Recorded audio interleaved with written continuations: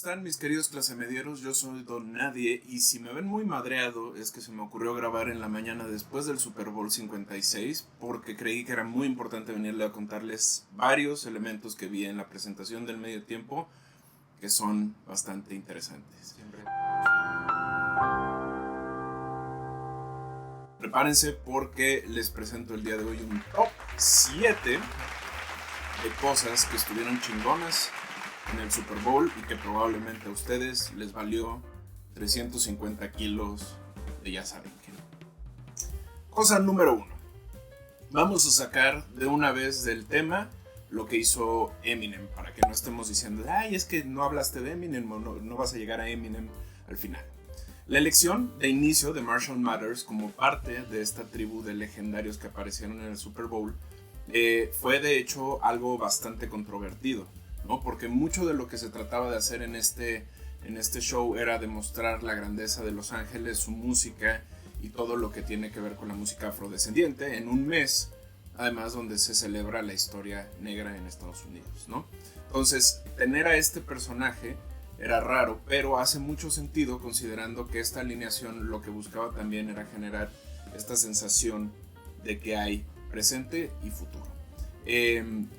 Lo que me llamó mucho la atención es la inteligencia de Eminem, que sabía que tenía que ganarse el lugar, sabía que tenía que ganarse el reconocimiento de toda la gente que estaba en el estadio, sobre todo de la gente que es aficionada a esta música. Y a pesar de que la NFL, la liga y varios medios de comunicación le pidieron que no se encara o que no hiciera ningún tipo de referencia, de hecho les prohibieron también usar cualquier tipo de referencia al movimiento Black Lives Matter o Trans Lives Matter o cualquier cosa, él decidió hacerlo. Se hincó, pero además la forma en la que se hincó no es una cuestión pequeña, porque no es un hincarse con orgullo como lo hacían Colin Kaepernick y el resto de los jugadores en esa y en otras ligas. Aquí lo hizo pidiendo perdón. Y esto es una parte bien interesante porque aunque no cambia gran cosa, sí pone sobre la mesa el reconocimiento de su privilegio como persona blanca en un país donde además él estuvo rodeado desde muy joven en Detroit por mucha comunidad afrodescendiente. Entonces vale la pena reconocer que a dar ese paso, a hacer esas cosas, a veces ayudan a recordar que la lucha no ha parado y que la gente sigue peleando, ¿no? Entonces ese fue nuestro punto 1. Punto número 2. Conectado con este tema y algo un poquito más menos pesado, a mí me gustó la presencia discreta de Anderson .Paak. Lo interesante es que Anderson .Paak es considerado actualmente uno de los músicos y de los genios musicales más importantes dentro de la escena californiana y en general de la música en Estados Unidos. Sin embargo, parecía que quedó como relegado, como que estaba atrás, ¿no? Y lo interesante de este punto es que en realidad no fue la intención, pero sí demostrar que aunque se merecía estar ahí, todavía no ha ganado como las credenciales para ser un elemento central dentro de esto. O sea, se le ve como el futuro del futuro, por decirlo de alguna manera, pero todavía no está. De hecho, él interesantemente sacó una playera, que la van a ver acá, y que justo lo que trató fue como demostrar que él estaba apoyando ahí, que Dre era su maestro, o que fue parte como de las personas que lo empujaron desde el principio, pero que tampoco se trataba de ser la estrella o el centro. Y la verdad es que es un poco como lo que hace Questlove. Si ustedes han visto a Questlove, Questlove es uno de los músicos más interesantes de los últimos 20 años. Pero él siempre se mantiene un paso atrás de las estrellas, ¿no? Ayuda a producir música para Amy Winehouse, ayuda a producir música para, por ejemplo, para soul y para otro tipo de cosas, pero a él le gusta un rol mucho más atrás, ¿no? Más de conducción y más de entendimiento. Entonces, la presencia de Anderson .Paak y el resto de los músicos, una maravilla, pero además algo muy, muy, muy relevante dentro de lo que se viene en la música para los siguientes años. Ahora sí, vamos a entrarle un poquito a algo más político. Casi al final de la presentación pudimos ver a un grupo de bailarines con vestuario de la prisión, básicamente. Esto obviamente es una clara referencia y una protesta a los altos encarcelamientos que sufren las poblaciones afroamericanas en Estados Unidos. Y yo no me había dado cuenta, pero la data es bastante dura. por cada 100,000 habitantes, 1,597 personas de raza negra o que se autoidentifican como personas de raza negra están en la cárcel. Mientras solo 272 personas que se identifican como raza blanca están en la misma condición.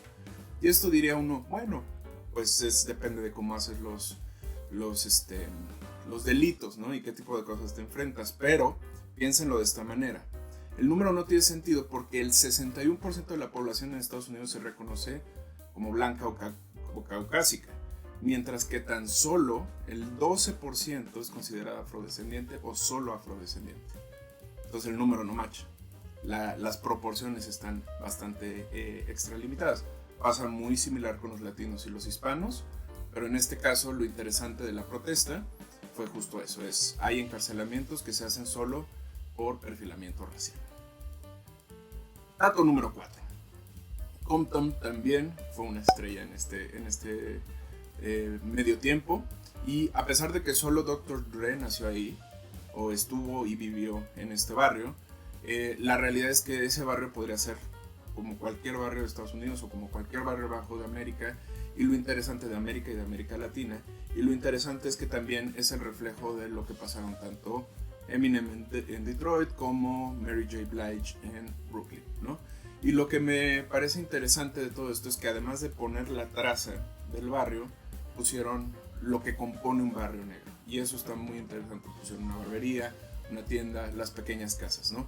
Esto que intentó hacer Kanye West con su Donda, de poner una casa en llamas y todo esto, bueno, ellos lo llevaron a otro nivel y lo llevaron a una situación en donde además es celebrar esta comunidad, celebrar lo que estaban haciendo y sobre todo la presencia que tenían, ¿no? Punto número 5. Mención aparte. Esto es porque yo soy el que lo estoy haciendo y se chinga. Mary J. Blige.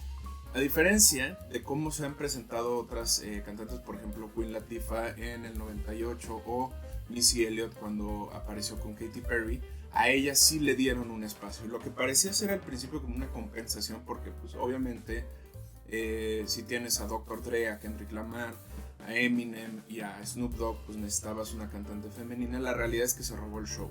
Mary J. Blige, además de ser la madre o la madrina del hip hop y del soul femenino moderno o contemporáneo, hizo algo que me pareció muy interesante, y fue resaltar y comerse a los otros participantes, digamos, o a los otros cantantes a partir de su propio talento y de lo que sabía hacer y de cómo lo sabía hacer. Entonces es una maravilla verla. Fueron 10 minutos de una voz, de una presencia, de un baile, de una cosa muy chingona, que la verdad es que me recordó porque es una de las artistas más importantes de este siglo, y sobre todo que vale la pena mucho retomarla, ¿no? Ustedes me dirán, bueno, sí, pero pues, está Beyoncé y está. Bueno, ni Beyoncé ni Nicki Minaj existirían si no hubiera existido ella. Entonces, máximo respeto para la maestra Mary J. Blige. Punto número 6. Todos esperaban a Tupac. No sé cómo, porque lleva muerto bastante tiempo. Bueno, se dice que está vivo, pero escondido. Pero la realidad es que no había mucho que hacer. Y lo que sí había que hacer era traer unos cuantos centavitos a la mesa.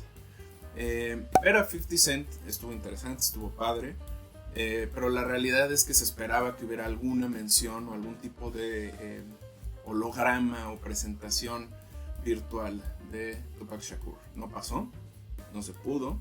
Pero lo que sí se puede decir es que cantar California Love es, creo que, una buena manera de decir aquí está. Y la otra, bueno, pues tenemos que entender que era un show de 20 minutos donde tenías que meter a 5 artistas cantando su propia música y coordinarlos entre ellos. Entonces estaba complicado, pero lo que me gustó de cómo lo presentaron es que Tupac al final vive mucho más a partir de su música que de su presencia. Entonces creo que estuvo bien. 50 Cent se colgó, está hecho mierda, lo siento, igual que yo, miren, ¿no? Nada más que él sí hace ejercicio y yo no. Pero lo que está padre de la aparición de 50 Cent es que también nos recordó mucho de lo que ha aportado Dr. Dre al movimiento de hip hop, al gangsta rap y a otro tipo de elementos. Y finalmente, el punto número 7, en general hay que reconocer que esta fue la fiesta de Dr. Dre.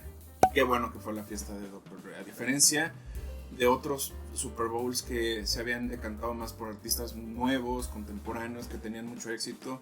Por ejemplo, algo que hubiera hecho sentido con la lógica de lo que ha sucedido en los últimos años es que estuviera o Dua Lipa o Billie Eilish o Adele, ¿no? Alguien más en ese estilo. Ahora la organización que corre a cargo de Pepsi se enfocó en traer a Dr. Dre y a sus pupilos o a la gente que ha ayudado. Y lo interesante de ese punto, y aquí es donde me gustaría como dejar este asunto claro, es que también se tardaron mucho en llevarlo. Dr. Dre no es en sí mismo un artista tan performativo, no es alguien que esté todo el tiempo de gira, hace algunas giras, pero es más productor. Entonces mucho de su legado se puede ver a partir de la música que ha dejado allá afuera y de las cosas que está creando con otros músicos y con otras personas. Y creo que se logró. Aún así, el buen Dre dijo, se tardaron, nosotros llevamos conquistando el mundo desde hace 30 a 40 años y no nos invitaron.